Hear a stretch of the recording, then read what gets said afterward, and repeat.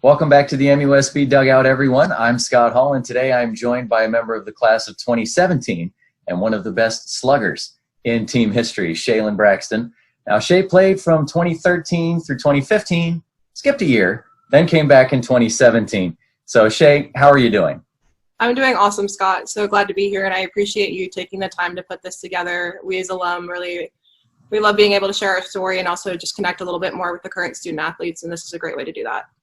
Well, I mean, I've always been wanting to try and, tell the story of this program, and I kind of thought, what better way to do it than to have you all actually tell it, through your eyes and everything, because there's only so much storytelling you can do with photos and videos, but it's, so much better to hear everybody reminiscing about the stuff. But so, okay, you've gotten into coaching, obviously, since you finished playing, but and you're at Virginia. How is the team doing right now going through all the COVID restrictions? It's been different. We're just really blessed to have such a driven group of young women. We have been very blessed to not have any cases personally on our team, which has been amazing. Our kids are consistently doing their CDC protocols, whether it's masking up, social distancing, hand washing. They're all on top of it, and it's great for us as coaches because it's one less thing we have to worry about, and we can focus a little bit more on how to coach during these times. That's always good. I mean, when I talked to Abigail Harder, who's coaching at Abilene Christian, she said the same thing. They just finished 20-hour weeks and got all the way through it, no problems. So far, at least, Marshall, same thing, no problems. They've all been able to keep getting negative tests and everything, which is great. Because I know, especially with softball getting canned the way it was last year, everybody's kind of like, I just want to go back and play. So looking forward to that, definitely. But we'll get to your coaching successes here in just a bit. But so let's step back in time, all the way back to Woodbridge, Virginia. When did you start playing softball? I started playing softball in first grade. I was originally going to start soccer with my original best friend, but then I got a new best friend in first grade and she was playing softball. So I remember her bringing a form to school for EYS, which is Extended Youth Softball League.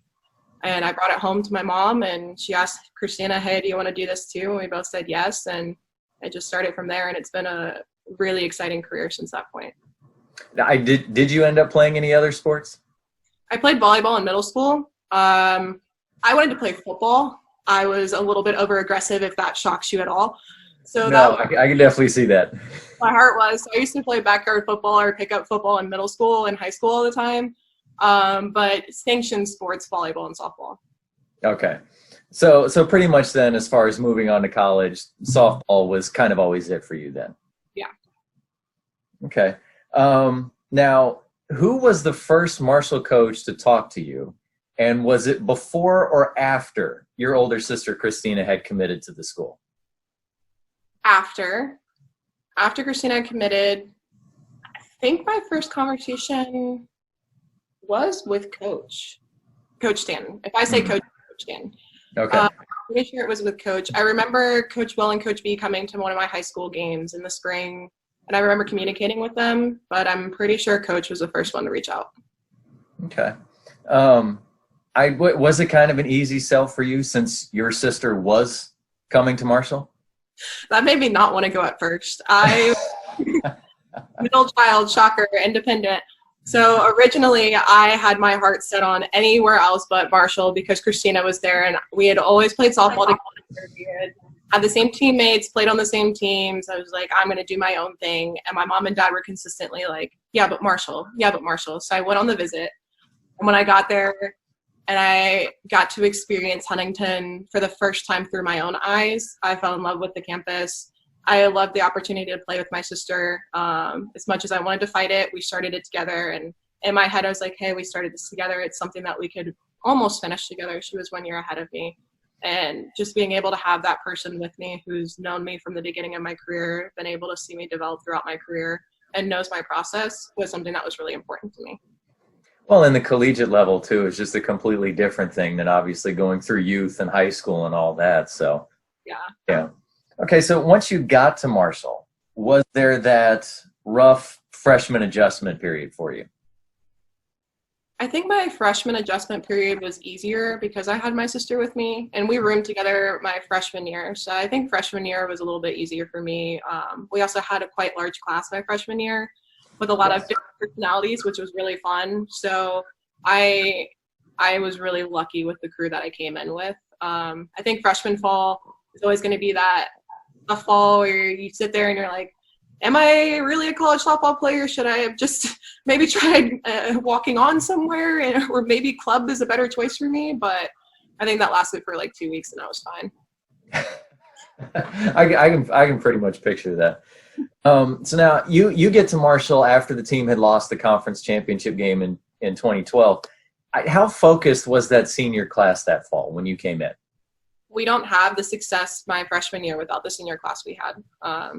And you look at the senior class from the ones who were on the field contributing consistently to the ones who weren't, the level of focus that they had in practices, the level of focus that they had off the field, the expectation that they put on us as freshmen, as well as sophomores and juniors, is what led us to that conference championship. We didn't have the option to play around and joke around and goof off in practices if we weren't going to get what we need to get done. And that was something that I really respected about that class and something I learned about that class. And I don't think I understood it quite my freshman year. I don't think it really hit me until my senior year, just reflecting back on how they were my freshman year. And I think that's what allowed for us to really make history for Marshall that year. I remember Coach saying that we were going to be the best team in Marshall softball history. And we aren't the best team in Marshall softball history without that senior class. Well, and obviously you heard that repeatedly because I remember hearing that so many times. But, I mean, so did you really feel any pressure because of the senior class being so focused on wanting to get back to the championship and win, and then also keep hearing Coach Stanton say, oh, you're going to be the best team in program history? Were you feeling any pressure from that? I don't think I was feeling as much pressure as I was, like, I really just wanted it for them, you know?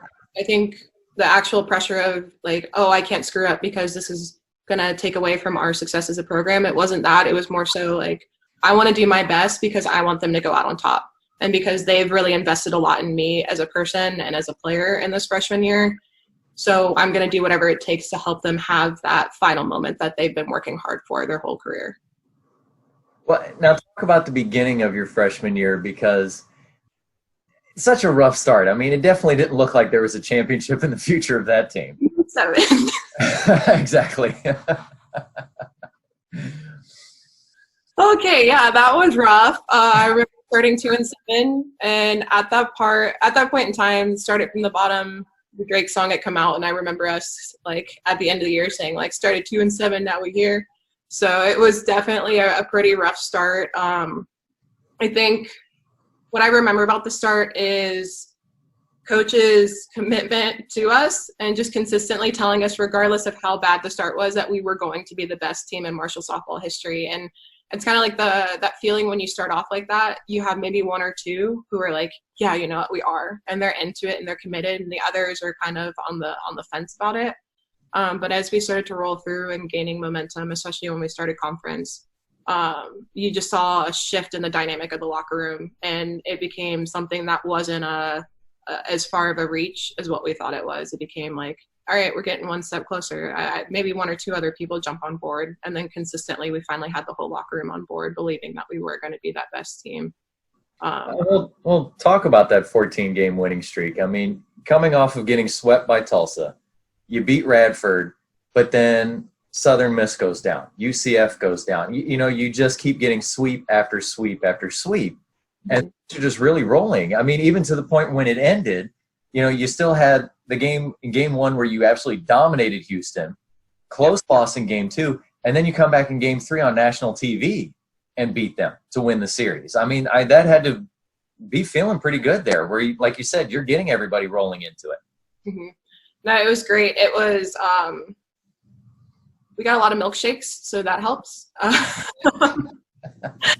But it was pretty cool. And like you talk about the start at Radford, and I remember the Radford game. I remember Jazz had left, was it her jersey she left that game?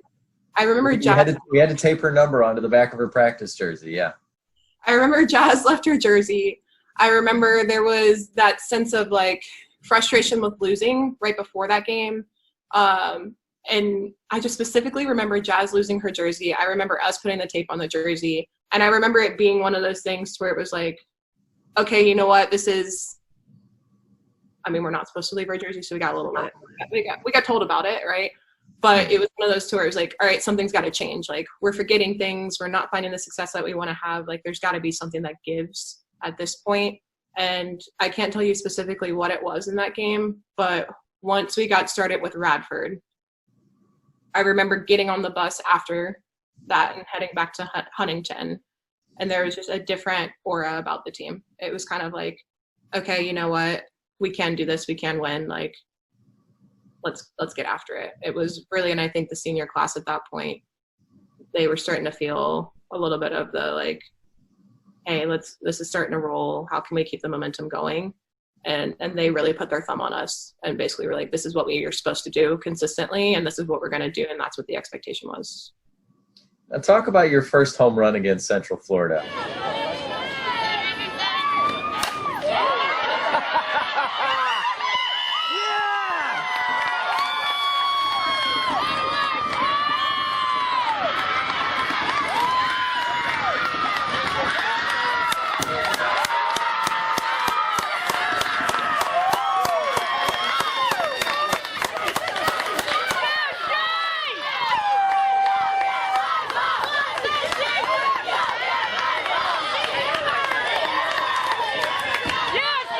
A hit that looked like the ball was about to go into orbit, and then I think on its way down, you took a chunk of bark off of a palm tree out there in left field. I mean, that had to feel pretty good, right? Yeah, so it was funny. UCF was a school, before I came on a visit to Marshall, had been talking to UCF and was supposed to go on a visit there. And then last second, they ended up, their needs shifted, and I totally understand, needs shifted, so they had to give the money to a pitcher, I believe. And so then it was just all the communication shut off, and it was about a week or two before I was going on a visit there.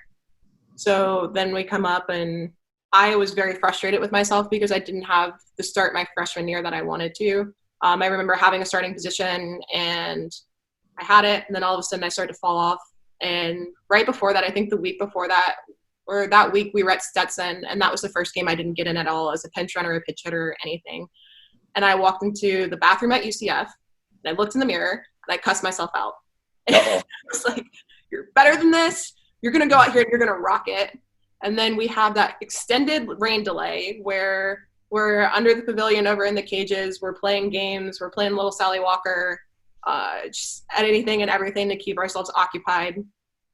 And then it came up to it was time to go up to bat, and I can't tell you what pitch it was. I can't tell you anything along those lines. I don't remember if it went to left field, center field, right field.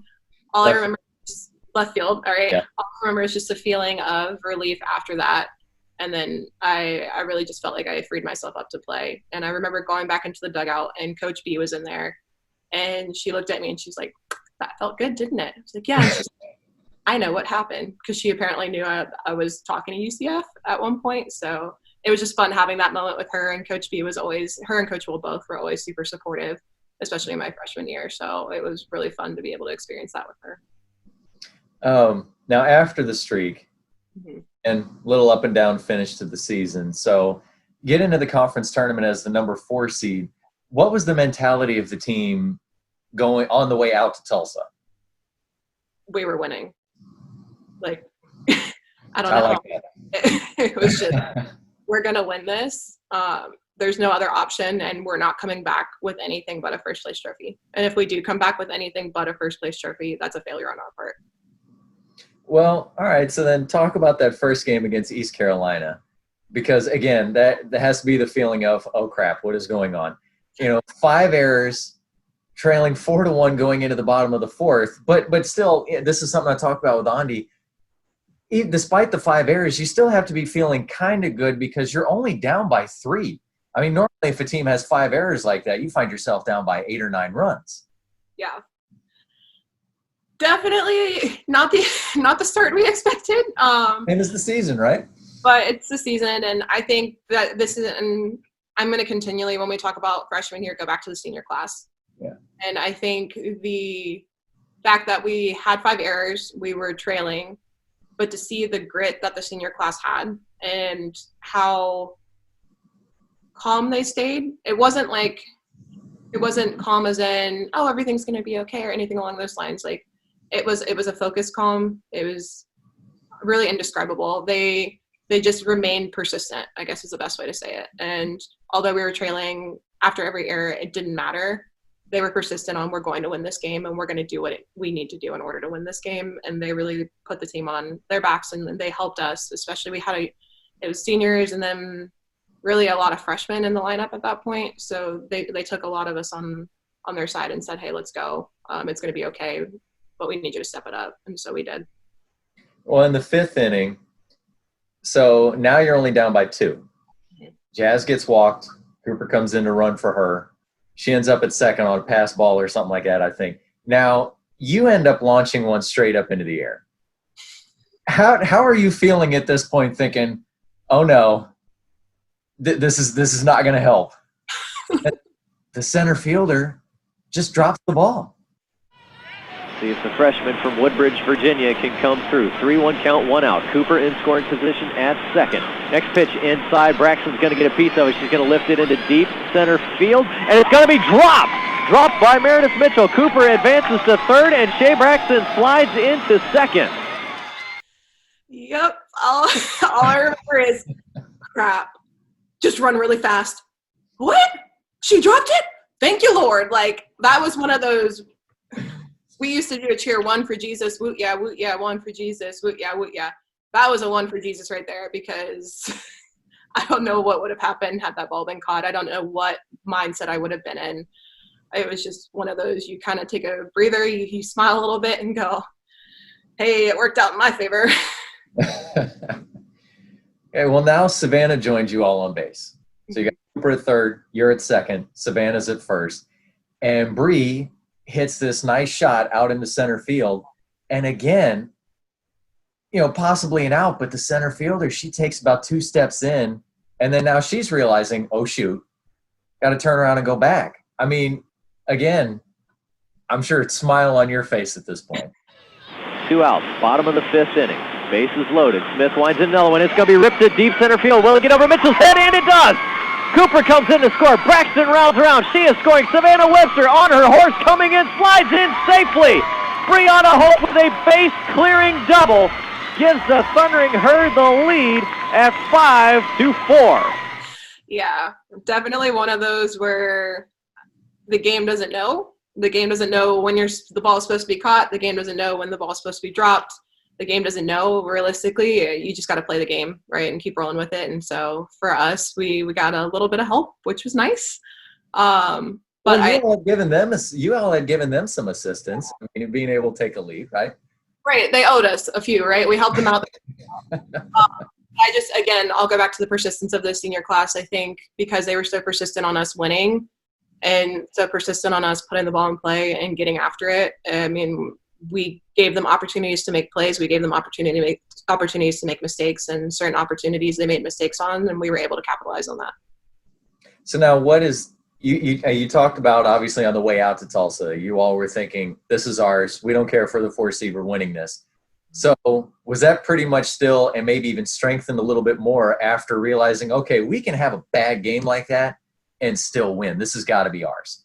Yeah, I would agree. I do remember, though, conversation after that saying, we pulled this one out. We're not going to get that lucky again. Like, we have to execute as we're moving forward. And I think that was really important. And for us, a little bit of confidence boost to see, like, hey, we can have a game like that and still figure out a way to win. But you don't, when you're in a conference championship series, you don't necessarily get that opportunity to have a game like that and win twice. So that was our one. We got it out the way.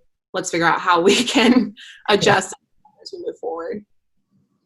Well, and especially with UAB coming up next, the number 1 seed. But so you all survived East Carolina. You play a much cleaner contest against UAB. Describe your emotions and your thoughts now the night before the championship game against Houston.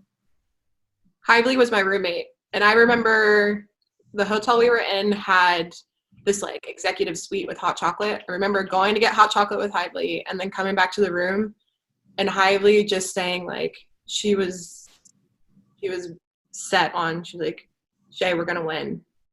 Like, we're gonna win this game tomorrow. I know we're gonna win.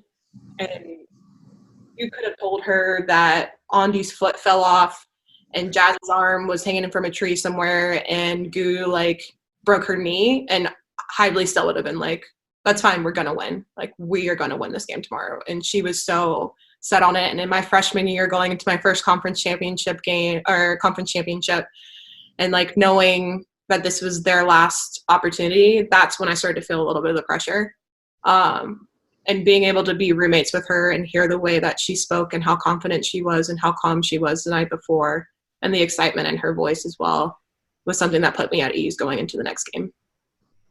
Well, as hard as Jazz threw, I mean, sometimes I'm surprised that her arm didn't end up at first base along with the ball. Yeah. I always loved whenever we'd go on the road, people who had never watched her throw before, and she'd fire one over to first, and the crowd would just go, ooh. Yeah. Oh, yeah. But now, take me through the championship game through your eyes and your memories. Obviously, it doesn't have to be at bat by at bat. Just what you remember going through that game.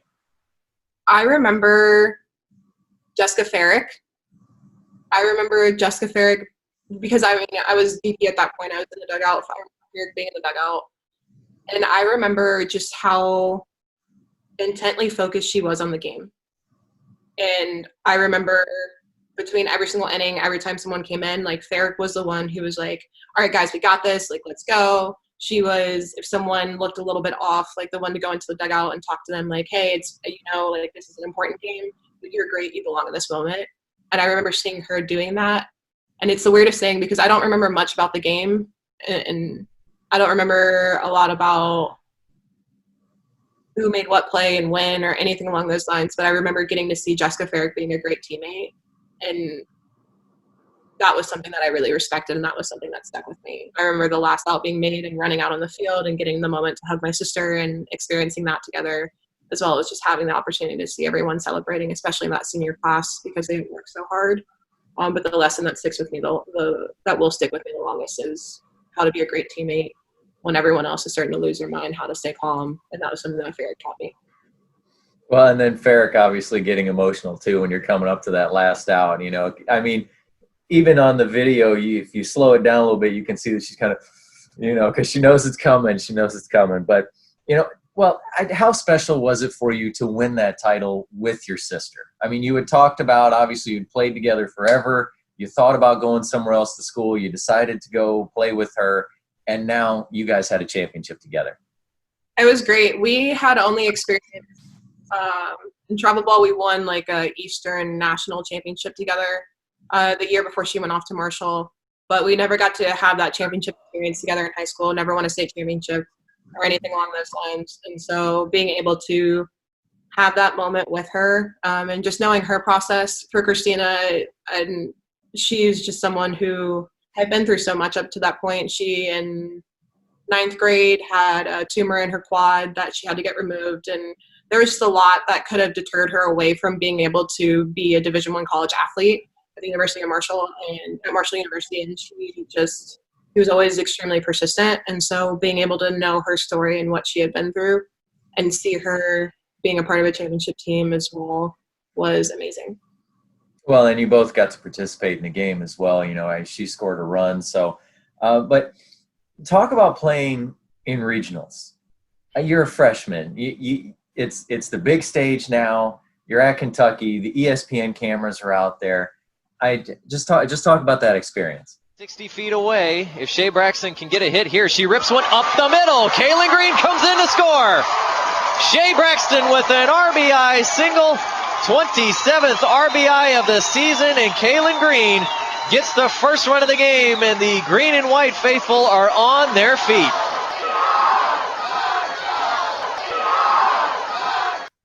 Surreal. That's what you imagine as you're growing up, and when you decide you want to play in college, like that's the thought process you have. Like, I want to play in college. I want to get on the big stage. I want to have those moments.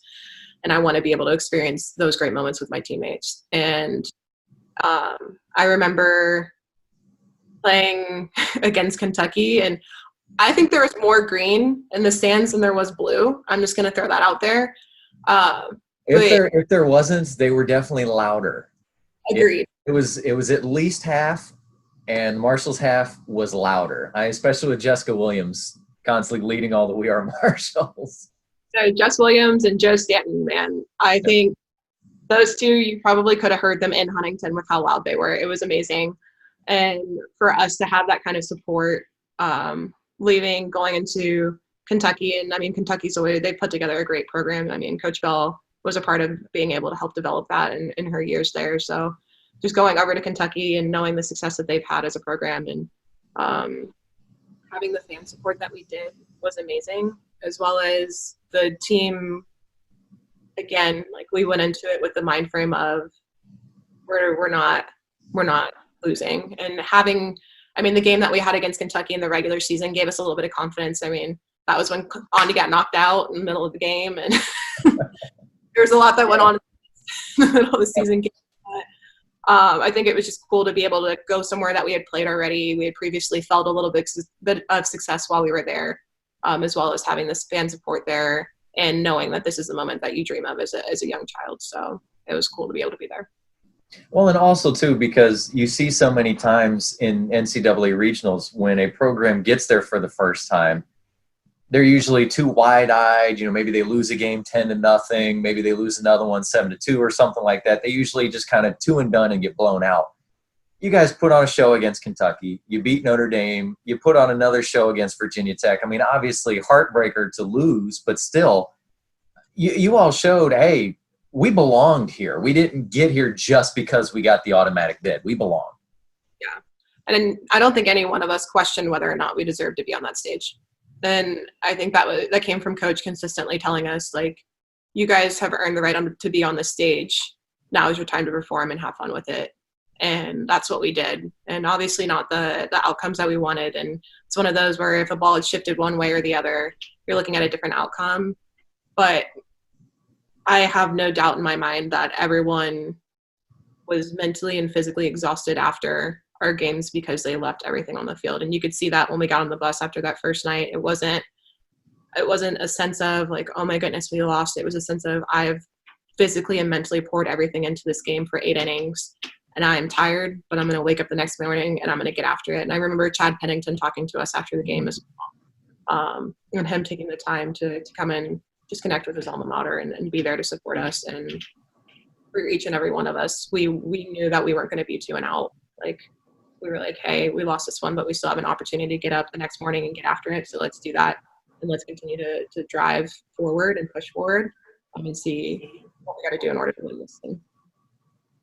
Well, 2014, bit of a down year as far as wins go, but you really kind of busted out with that one, though, going for over 30 extra base hits, including the 16 home runs. You almost tied Fulton's record, too, with RBI. He had 57. What was that year like for you? Let me tell you, chasing Rachel Fulton is the hardest thing I've done in my whole entire life. And Rachel Fulton, if you're listening to this, it will remain the hardest thing I've done in my whole entire life. But that year was great. I will be talking to her in a few days. I've got her coming up on Wednesday. You can tell her that. But I think that year, Kaylin, Zirkle, Savannah, and Rocky were the 4 that we were consistently in each other's ears about. We weren't having necessarily success with wins on the field, but the 4 of us were consistently on each other about, like, hey, we need to get it going. We need to roll. We've got to do what we can in order to help this program. And for everyone on the team who was a returner, we were like still set on do what you got to do to make it. Like, we got to figure out a way to make it to the championship game. Christina and Cooper, their class didn't know anything about that, right? They had freshman year, they lost. Sophomore year, you win. So now it's junior year. Like, we're going for 3 in a row. And that was something they consistently let us know. But I think for me personally, having Kaylin and Zirkle Sav and Rocky in my ear and pushing me consistently to have, I wouldn't say great at bats because it was kind of like some of them were a little bit rough, right? But and just pushing me to do what I could in order to help the team, and we were all like, we'll figure it out. We just got to get on base and we'll figure it out and roll. How about your day at Northern Kentucky, though? I mean, talking about chasing Rachel Folden, there's one where at least you tied her. I mean, 3 bombs in the same game. Mm-hmm. And then one more in game 2. I mean, that's that. So I got in trouble because I didn't turn in a homework assignment and didn't tell Coach the truth. So I wasn't supposed to play that day. I remember originally I wasn't going to play, and then I ended up in that game, and I just remember thinking to myself, like, dude, you have to go off today because you're in trouble. Figure it out. And it was just one of those. I knew that I had screwed up, and I didn't want Coach to hate me for forever. So I was like, let's figure it out on the field and go from there. So it was a really fun game. Everyone was really supportive. And yeah, I remember getting to 3, and then I hit the pop-up.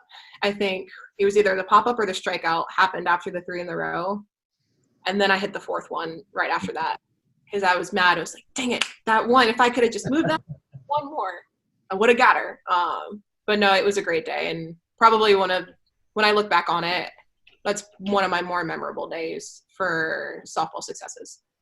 I'm surprised they still pitched to you after the 3rd one, because in the game where Folden hit 3, when she hit the 3rd one, well, let me go back a little bit. When she hit the 2nd one, the center fielder, because I was sitting out in the outfield filming, the center fielder just watched it go, and she goes, why are we pitching to this girl? And then the 3rd one goes out, and she goes, you got to be bleeping kidding me. And then she sees me standing there with the camera and just goes, and I said, don't worry, the sound is not on. And then they walked her in the last one, and the center fielder again just goes, thank you. So yeah, I was completely surprised that they even pitched to you at all, even in game 2, after rocking them for 3 home runs in one game, especially 3 straight. It's not like you hit one and then struck out and then you hit. I mean, all right in a row. But now still, despite the fact that it was a bit of a down year as far as the wins go, I mean, how about still making it to the championship game despite a low season? Yeah, I remember Coach saying basically we had to get there, and then it was like, let's be great for 3 days in May. Mm-hmm. And nobody cares about what happened up until this point. Can we figure out how to be great for 3 days in May? And for us, we were like, all right, let's be great for 3 days in May. We'll figure it out. We'll roll with it. It shocked everyone that we made it. Sometimes I sit back and I laugh about us making it too, because I'm like, you know what? On paper, we should not have been that team.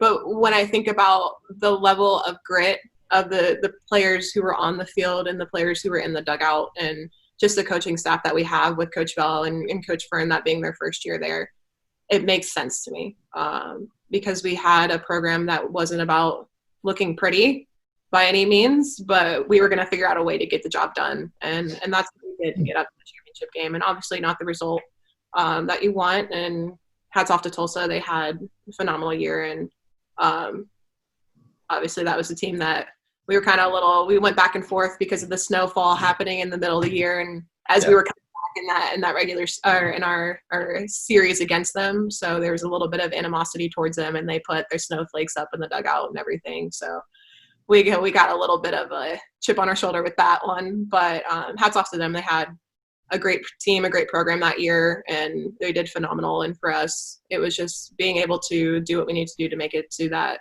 championship game. I'm really proud of the team and what we did there, because it wasn't expected. Like I said, we weren't the team that was supposed to be there on paper, but we managed to figure it out, and that was really awesome to be a part of.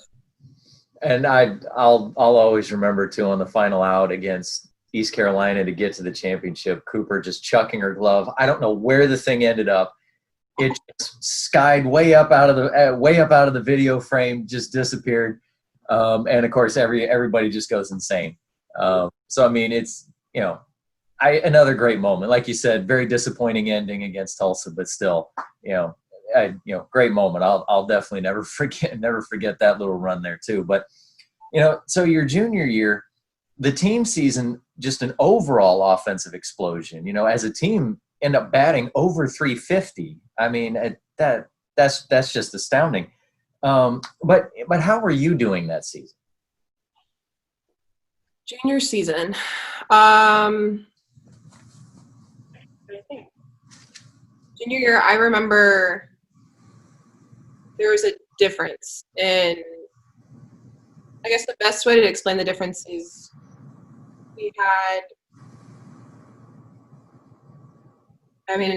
it was different in the fall because we obviously Caleb wasn't there in the fall. And then she comes back in the spring. And I remember the coolest thing about junior year is being able to see her like really taking on that role of being a mom and being a teammate and being a leader. I remember Zirkle from her freshman year to her sophomore year. I mean, the work ethic was phenomenal, and she put in a ton of work just consistently in the cages. If I wasn't in the cages, she would text me and ask me like, hey, where are you at? Like, let's go, let's get some work in. I remember ordering pizza to the cages one time after I got some work in, which was amazing. But junior year for me was different. I really struggled junior year. I think that was kind of, and obviously I played for 3 and then was on my way out for that 4th year and came back my 5th year. Junior year was different for me because I didn't have really the same love for the game as what I had had before.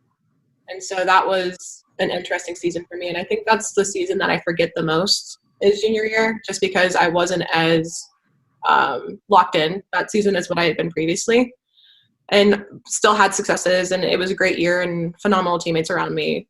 But at that time, it was really kind of that shift of like trying to figure out what my identity was outside of softball as well as inside of softball, and how to balance the two. Well, I talk about your decision to walk away. Yeah.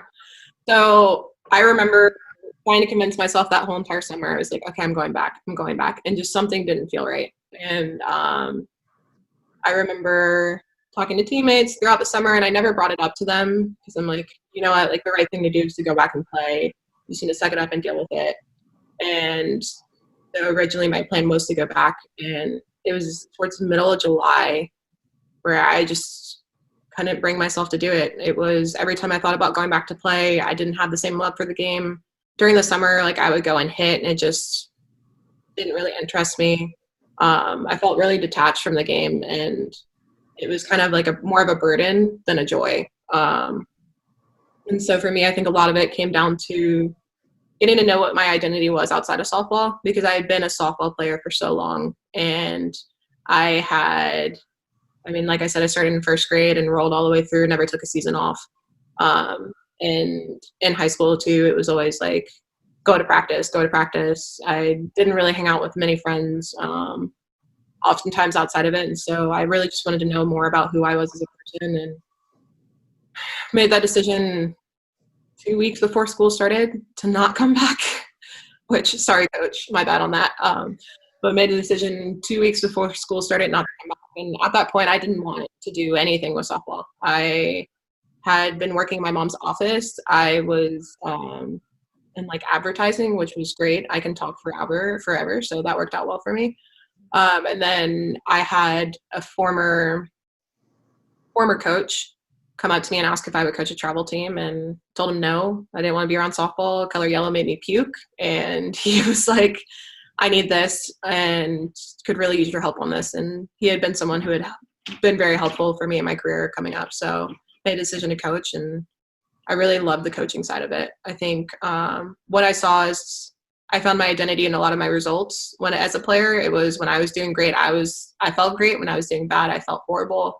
I was very up and down throughout because of that. And I didn't find my identity in who I was as a person, being a Braxton and a child of God. And so coaching showed me that. I think just being able to see the student athletes that I was working with, how quickly they would get excited after they had a great play, and how quickly they would be defeated after they struck out in the 2nd inning in a non-pressure situation. And just seeing how they were just like, why would they do that? And I'm like, well, you idiot, you did that. Like, what do you mean, why would they do that? That's what you were doing to yourself. And it all started to kind of click together as far as what led me to the point of not wanting to come back to play and what led me to the point of not enjoying the game as much.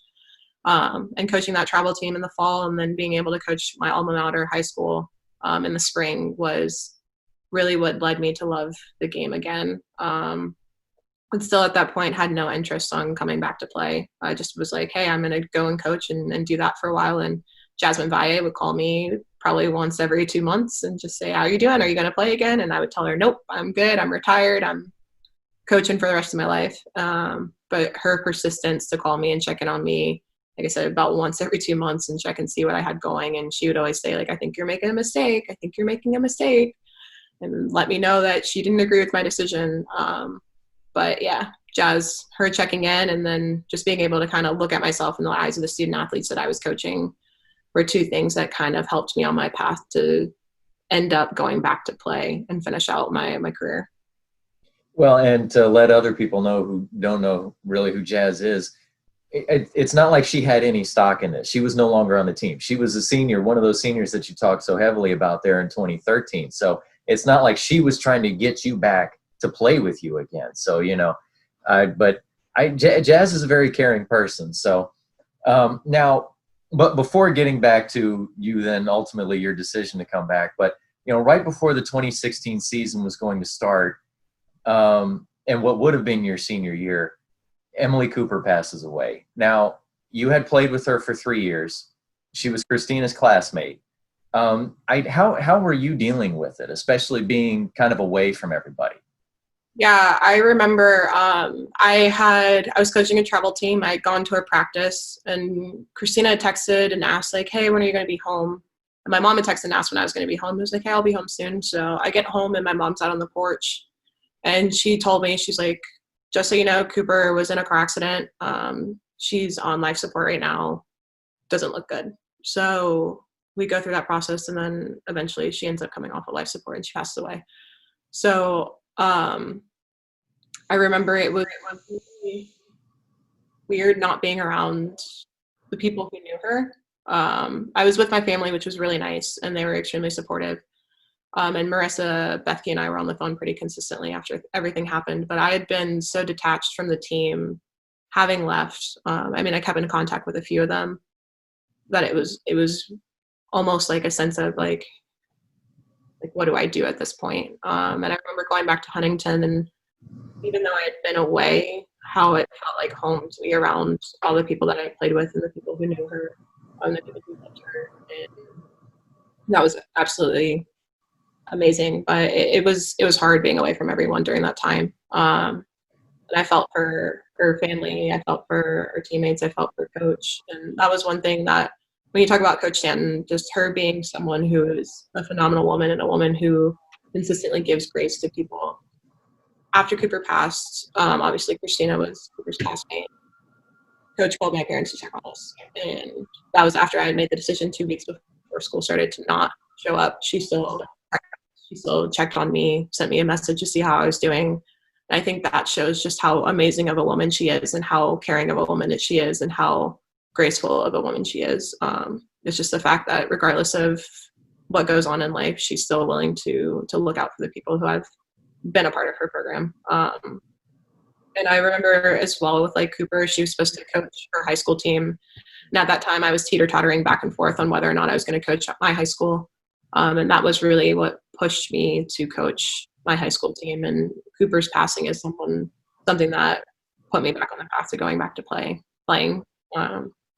Just because she didn't have that opportunity to coach, she didn't have that opportunity to continue to show people the fire that she was, and like how can I help people come to know her who maybe didn't get to know her while she was here on this earth, but what can I do to help with that? And so I would talk to her teams consistently about being a warrior, and I still talk to her teams every time the date rolls around in February. I talk to her teams about, hey, this is Warrior Day, and this is what it means to be a warrior, and this is who she was, and this is how she played. And when you talk about being able to maybe not start where you want in your career, but finish out the way anyone would love to, that's what she was able to do. And she did it because of how passionate she was as a human.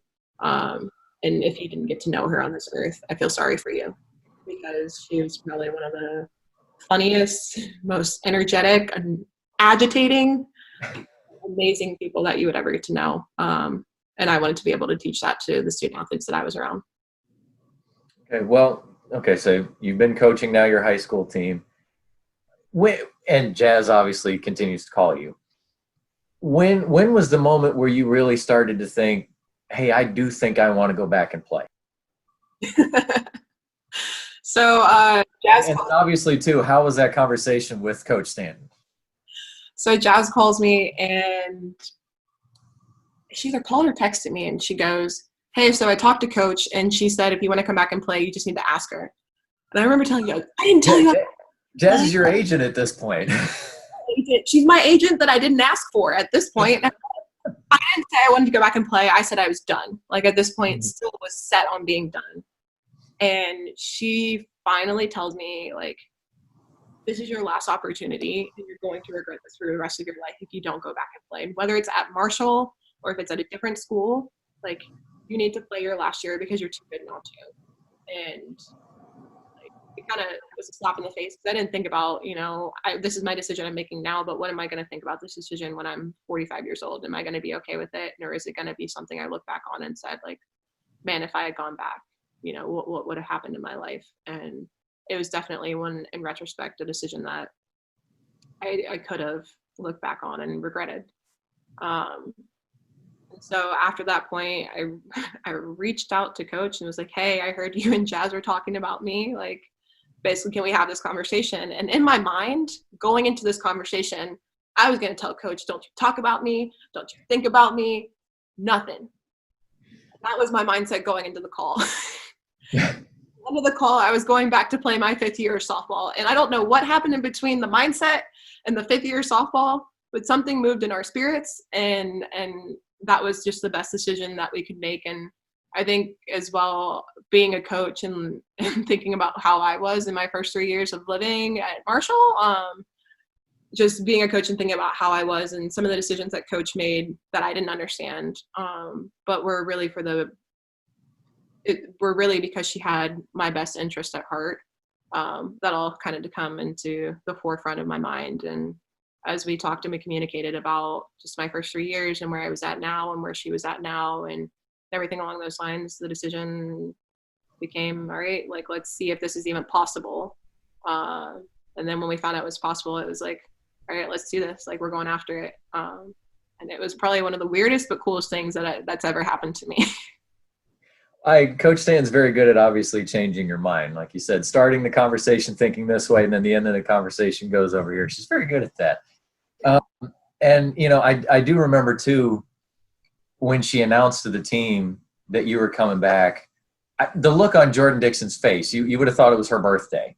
I mean, she just kind of – seriously, she just – I mean, you know, she got so excited. And we were talking about it afterwards, and I can't remember who else said it was. They said, "Do you see how excited Jordan got?" And I said, well, she just got told I got a slugger coming back, and, you know, this great third baseman too. So she was good. She was perfectly good with that.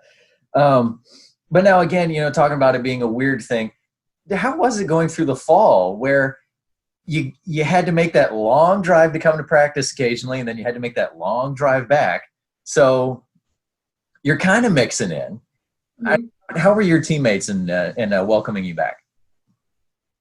So for those who don't know, my fall was interesting. I had already committed. I was working at a facility, and I was still working for the business that my mom had worked and grandma had worked for. So I didn't want to just drop off from them. I already did that the year before with quitting 2 weeks before school started. So learning lessons. And so Coach and I communicated, and I said, hey, I've made these commitments through the fall. How can we make this work? And Coach was like, hey, you made your commitments, stick to your commitments, and let's see about you coming in on weekends to practice with the team and play our fall season. So I would get up with my dad. He has always been someone who got up at 4 o'clock in the morning to roll to work. So I would get up with my dad at 4 a.m. He would drive me to Dulles Airport, pick up a rental car, drive to Huntington, get in there in town, go practice, stay the night with Dixon, play our games or go through practices, stay the night with Dixon, get up and drive back. Or sometimes I would drive back right after a game so I could be back in time for work on Monday. And it was interesting because at that time, I mean, Alicia McCord in that class and Colley and Maddie Marshall had played with me for a year, and then Dixon and Zirkle and Becca was there. So they had played with me. And then you had classes who didn't know me, who had played 1 year without me, and then the freshman year class who had come in. So I think for them, it's really hard to respect someone who left and then makes the decision to come back. And so for them, they didn't really know me very well. All you know is just, hey, that's the chick who quit. And like now she's coming back and she's vocal in practices, and what is she doing? You know, I didn't ever feel any form of apprehension from them, but it was definitely like they had to learn who I was and I had to learn who they were in order for us to be able to work. And so that took some time, and it was hard to do that with being on the road consistently because I was only there for short periods of times. But I would say really, I think they came to know me a little bit better in January when I was back full time. But would try to at times, and Dixon and Zirkle were great about this. They would, hey, let's go grab dinner with this person, or maybe we'll meet up with this person while we're in town, just to help me interact and build connections with some of the newbies. And I'm really thankful for them doing that because I think it helped the transition become a little bit smoother. Well, now that 2017 season, it really ends up being something special. You know, just talk about, 17-game winning streak and getting ranked for the first time in program history. Amazing. I remember in the fall after my first practice sitting down with Coach Bell and Coach Fern and talking to them, and it was one of those conversations where we're either going to be really, really, really good, or going to be really, really, really bad, and there's going to be no in between for us. Then as the fall continued, we all kind of got to the point of like, hey, we're going to be really good. I think it was just amazing to look at Zirkle and Dixon and the leadership roles that they each individually took on that year. Not only performance-wise, because obviously you can go back through the stat books and look at what they did and see how phenomenal they played, and very well-deserved accolades. But for them, it was their last year, and they had the experience of their freshman year making it, not winning. Their sophomore year, we should have made it to the championship game on paper, and we get knocked out round one, right? And then going through their junior year into their senior year, and for them, they didn't get to have that experience that I had my freshman year, right? They didn't get to have that conference championship. And that was something that drove both of them to want to experience it in their final year. And I think just the way that they both were allowed for other players to come along, like you look at Taylor McCord in the year that she had that year, was historical, absolutely amazing. And Abby Estrada switching over from being a slapper to a hitter within that year and being able to have her successful moments and everything along those lines. I think Dixon and Zirkle were really the driving forces behind that. And without those two, we don't have that year. We don't get ranked. We don't have the win streak without both of those two coming along and not only having their softball success, but also taking on roles as leaders. Well, hey, let's go ahead and jump forward a little bit too here. You know, after the loss in the conference tournament, did you believe that the season was over, or did you really believe? So you really believe that the at-large bid was coming? I knew it was coming, and I remember telling people it was coming, and I mean, obviously there was instances. The instance that came up before, where, I mean, at-large bids. So, I mean, they're at-large bids for a reason. You don't know, and so everyone was kind of, maybe it'll happen. We don't want to get our hopes up. I was convinced it was going to happen. I had faith it was going to happen. You couldn't have told me anything different. Like the way Hively was my freshman year about us winning the conference championship game, that's how I felt about us getting that at-large bid. I knew it was going to happen. I was pretty confident in it, and I was waiting for it, and I was ready for it. And when we sat at Coach's house, I was just waiting for her name to pop up. Like I knew it was going. Well, and I remember too, after the loss in the conference tournament, when I came down to the field, when I saw you, you said, I'm not giving you a hug yet because the season is not over. You're like, it's not over yet. Not doing this. It's not over. So, yeah, I definitely I think you had the confidence that the team was going to be moving on and getting to play again. But now you're the only player in program history to get to go to regionals twice. I mean, what was that like? Amazing, and it's really cool to experience it in the same place twice. And I mean, within my 2 years, we had enough extra innings for me to play more games than what I actually played. Yep. So that was pretty neat. But I think just knowing that you're one of 64 teams that are left, you look at it in the NCAA, I mean, it's fluctuated, but on average, you have 297 teams. And to be one of 64 that's left is a feeling that you can't really describe. I think just to be able to experience it with the people that I did both my freshman year and my senior year, being able to have that moment. I mean, when I looked around, Coach and I were the only two who were left who had been there before. Just being able to have that moment with her as well, and to see where we started at and having that start our freshman year, and then me leaving, and then all of a sudden I'm back, and then to be able to have that experience with her for a second time and getting to see her have her second regional appearance in her career at that point it was amazing. Well, let's look at the end of the DePaul game. So you're now standing at third base, bottom of the 8th inning. And, you know, when I talked to Estrada about this again, it's not like there was this giant pressure that we have to score now. You know, the game is still tied. So even if you don't score, you're moving on to another inning. It's not over yet. But, you know, what were your emotions as you're there at third base and you see Estrada push that ball past the shortstop into left? Shaelynn Braxton just 60 feet away from the game-winning run and moving on to play Illinois. Full count to Estrada. Sophomore from Torrance, California, digs back in at the plate. Zoke checks her wristband, looks in, winds, and delivers. Estrada lines one into left field. Shaelynn Braxton comes in to score. Abigail Estrada has her legendary moment and gets the walk-off win.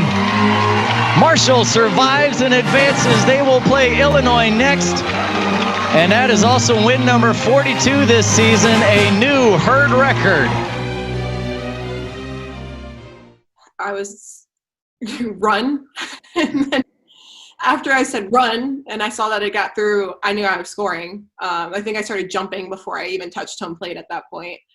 Well, we have this, obviously, what I think is iconic photo from Lori Thompson of you know, you're fist pumping as you're crossing home plate, Jordan Cauliflower jumping next to you, you know, so.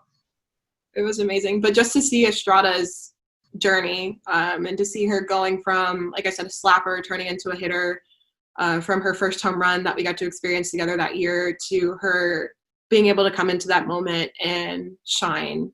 I'm getting chills right now talking about it. Just because she was someone who had such a strong work ethic, and she put in so much work outside of the field in that season. And it's one of those where sometimes you put in the extra work and it just doesn't do anything for you. You know, maybe you don't have that moment or you don't have the success. But for her, she put in the extra work and it panned out really well, not only for her, but for the team. And she deserved that moment. I'm so glad it was her in that moment right there, because of the type of human she was, as well as the type of player she was. And that's something that she'll be able to have forever as she moves forward. And it was just so great to be a part of it and to be able to see it unfold and happen with her. Yeah, well, now your playing career finally comes to an end. Now you're getting into coaching. What was it like at Bethune Cookman? Because, you know, now you're getting yourself on this string of being able to go to NCAA regionals. I mean, you're at Bethune Cookman for a couple of years, 2 conference titles, 2 more trips to regionals. I mean, yeah, you gotta be feeling like you're flying pretty high here at this point. It was amazing. And I mean, my first year at Cookman, being able to, Laura Watton gave me an opportunity that I will forever be grateful for at Bethune Cookman. She opened up her doors to me. She allowed me to really come in and coach right off the bat, to make decisions, to make adjustments and changes. And that doesn't typically happen within your first year of coaching. She also gave me the opportunity to learn a lot more about the administrative side. And I am just so grateful for her and the lessons that she taught me as a coach, as well as the lessons that she taught me as a person.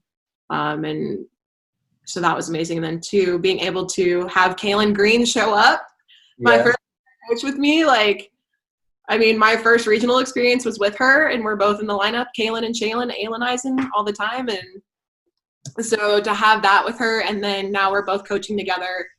I think my first year of coaching, I felt so much more comfortable having her next to me because we were on the same page. We came from the same program. We had the same wants, the same desires. We knew what it took to get to regionals. And so to be able to have her alongside of me, it was amazing. And I can't imagine coaching without her in that first year. But the girls at Bethune Cookman were so coachable. They had such a desire. They were energetic. They were fun. They wanted to change. Like, they had years of getting to the tournament or getting to the championship game and losing. And it was kind of like, that senior class. My freshman year, we had a senior class like that my first year coaching. And it was cool to be able to be on the other side of it, not being the freshman in that situation who had that senior class, and now being the coach with that senior class and being able to help motivate them and lead them in that direction was amazing. But I'm just so grateful for my time at Bethune Cookman and what I was able to learn, and to be able to have 4 regional appearances within a short period of time has been pretty cool. Not gonna lie, I have my little circles that they give you, little medallions. I have all 4 of those that I kind of keep up in my little sitting area. So it's cool to be able to look at that and have those memories. Yeah, most people who get that kind of experience, it's because they go to one of those really big schools, where it's every year they're in it. Even if they don't win their conference championship, they're in it every year. But so now you make the move to Charlottesville, back to your home state. How has it been for you working under head coach Joanna Hart? Amazing. Coach Joe has been so invested in not only the program, the development of our student athletes, but us as coaches as well. She is constantly challenges the way that we think. She is very fierce and tenacious in what she does. And I've grown a lot as a person just being able to work with her. And she as well, she's a woman of faith. And that's been really cool for me in my faith journey, to be able to just see my relationship with God becoming so much stronger as I've been here. But it was cool because Coach Watton gave me the opportunity to go out and coach and take charge and run things, and a lot of freedom in certain realms, and like develop culture in a lot of different ways. And then Coach Joe has been very particular about like, hey, I like this way, and this is why. And like, why do you think that way? Well, why do you feel the ground ball off your left foot? Why not your right foot? What's the difference? Like, just making me think a little bit more about, okay, why do I do that? And you know what, maybe we could get a little bit more efficient if we did it this way. You're right. So she challenges me. And it's been hard in some realms, but the amount of growth that I've had as a coach has been amazing. And it's been so cool to see how much I've grown with her, as well as Coach Watton, and how different they've been. But just the lessons that I've learned from them both have been amazing in my first couple of years of coaching. Okay, time for some stories. What were some of your best memories on or off the field from your playing time? Alex Dawes and Alyssa Cook showing up in floaties and tiaras and everything. Yeah. For the tournament, because that was super unexpected, and they were always just so joyful to be around. So I'd say those. Having Ace on the bus with us when we were traveling my junior year, because none of us knew what to do with the baby at that point. So it was just so cool to be able to have him around, and just being able to see Kaylin take on the role of being a mom and a teammate, and then to also be able to see her take on the role of being an amazing coach as well, who was a mother to all of our student athletes. That was great. Tarp sliding against UAB when it got rained out my freshman year, and getting to see Marla and Coach tarp slide against each other. That is my favorite video you've ever taken. It ranks above. Actually, because I also did it in slow-mo too. Yeah, it's like Estrada hitting the walk-off and Coach and Marla. They're like neck and neck for me. I'm not gonna lie. And then Jazz killing little Sally, and the. Oh. And I could go on. Explain. Maybe not full details, but maybe explain so that way people aren't thinking that Jazz actually really killed somebody. So Jazz did not really kill someone. I promise. Remember, we said she was a very caring person. She is very caring. No need to open up a cold case. So we were in the locker room, and we would play Little Sally Walker, which is like a dancing game you play in Girl Scouts when you're young, and it was our go-to when we weren't soul training. So had a lot of fun in our locker room. So Jazz had let something go, we'll just say it that way, and it was fierce. And at that point, in the middle of Little Sally Walker, we decided that Little Sally had died from that, and that was actually when our church services started. And yeah, so had a lot of great memories from that one. Jazz, I'm sorry I shared that story, but I said a lot of really nice things about you, so you should be okay with it by this point. But yeah, it was definitely very memorable. We'll leave it at that. And I mean, the list goes on and on. I could talk to you probably for 6 hours about the memories I have, but we just had such phenomenal people all 4 years of my experience there, as well as when I started going there when Christina had committed. It was just the people in Huntington, Lori and Kristen and Chantal and Willie Nelson, and just all the people that we had who were consistent fans and supporters. David Steele. I remember a lot of them coming out and supporting our games and just being there for us, whether it was them jumping in the car and driving to Tulsa or it was, them being there for us after a loss or, a really exciting moment. So there were just so many phenomenal people in Huntington that I will forever appreciate. And just, yeah, those memories. I remember, one of my favorite memories was you scaring Taylor Winton with the mask under the bus. So you're in my top favorites. You share that story, Scott Hall. Tell us about that one. I had a mask. Unfortunately, I don't have it sitting here with me, so I can't really show it. But this would have been 2014. So again, kind of the rough year. And I thought we kind of needed something to jumpstart a little energy or whatever. And we were at Middle Tennessee, and so we were at dinner.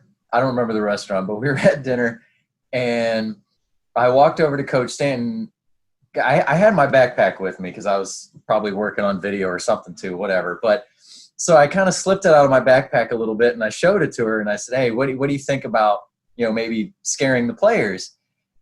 She kind of decided with, yes, we need to get Taylor Winton. I was like, I want all of them. It's like I want a full body count here on scaring everybody. It's like, forget just one. I want to get everybody, but whatever. And I said, okay, well, how about this? When we get back to the hotel, I'll get under the bus. And I said you'll have to do something where kind of distract the team. Let me get off the bus first. And Braxton Crisp was with us too because he was calling the games for WMUL.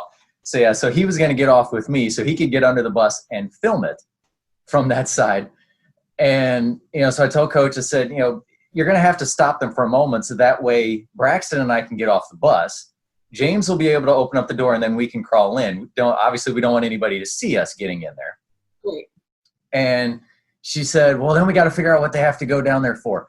I'll tell Taylor when she has to get the video. And I was like, Coach, nobody's going to believe that I put the video equipment under the bus. Like, come on, you got to be kidding me. It's like, that is not going to fly. Nobody's going to believe that. And I said, look, it's going to be cold tonight. Tell them they have to get the bats. Perfect. Okay, great. So we get back to the hotel. We pull in. Coach immediately stands up, starts talking to you all. Braxton and I slip off the bus. James gets us underneath.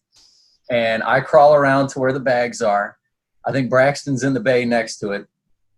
And so I try to get myself, creep up a little close to the door. And then the door opens. I try to push forward a little bit. I yell. I have never seen Taylor Winton's feet move that fast before in my life. Taylor, if you end up watching this, sorry. I mean, I have put out the video of this, and what the heck, I'll probably even put it in with this too, so everybody can see it. But yeah, like I said, I was kind of hoping for more than just Taylor. I did hear other screams, but Taylor was the one who opened the bay, and her feet just going like that. And then I slid out a little bit further, and then I took the mask off, and everybody's, oh my God.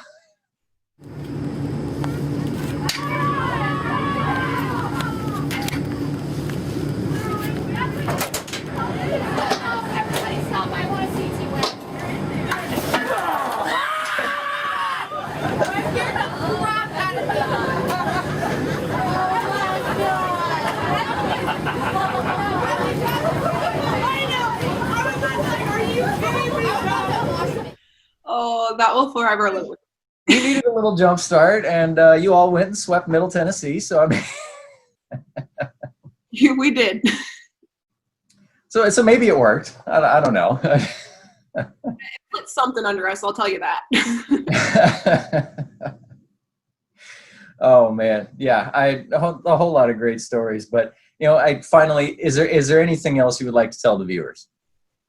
I'm just so thankful for not only the support that I received as a player at Marshall, but I am so thankful for the support that I've received as I've transitioned from being a player to a coach, as well as the continual support I've received with personal accolades as well, and experiences that I've had throughout life. So the alumni network that we have with Marshall is something that's really special, and something I'll forever be grateful for. Whether it was Rachel Bolden being willing to talk to me on the phone about her thought process as a hitter while I was a player there, or Coach Will and Jay Will being willing to open up their house to me when I'm out recruiting in Atlanta. And there's so many different experiences. Coach B with me entering into the ACC, being willing to talk a little bit about the conference and what it takes to be here. I've just been really lucky to be a part of this network, and with you, Scott Hall. Just the support that you've given me since my freshman year, all the way through leaving to coming back to where I'm at now. I always enjoy being able to have conversations with you and hearing from you, and just so proud of you and everything that you've been able to do in your career in Huntington as well, and the consistency you've had with being a historian for the program. Not many people are able to say that they've had someone who's been there for the majority of the program's history, and for you to be there and not just selfishly sit on it, but being willing to share your story as well and the experiences that you've had with teams. It makes you a very special human being, and so we're really grateful to have you as a part of our alumni network as well, and just everything that you do for the program, because I don't think that we have the successes that we've had without you, and the times that you, even in the locker room after games, are willing to give us an honest opinion about what you saw on the field. I'm just really thankful for that and your friendship as we've gone on. So keep doing what you're doing, because you're impacting a lot of lives, and I can tell you from everyone I've talked to, we don't have conversations about Marshall without talking about Scott Hall. So really grateful. Well, my pleasure, Shay. I really appreciate it. Thank you. And, Shay, again, thank you so much for coming on, joining me today on the MUSB Dugout. I really appreciate it. This was great. Thanks. So, ladies and gentlemen, Shaelynn Braxton, second all-time in home runs and career RBI, and a future Marshall Athletics Hall of Famer who helped bring that banner right there, the 2013 champion, as well as this one right here, 2017 team champion, 2 rings to this program. So, again, Shay, thank you very much. Thanks.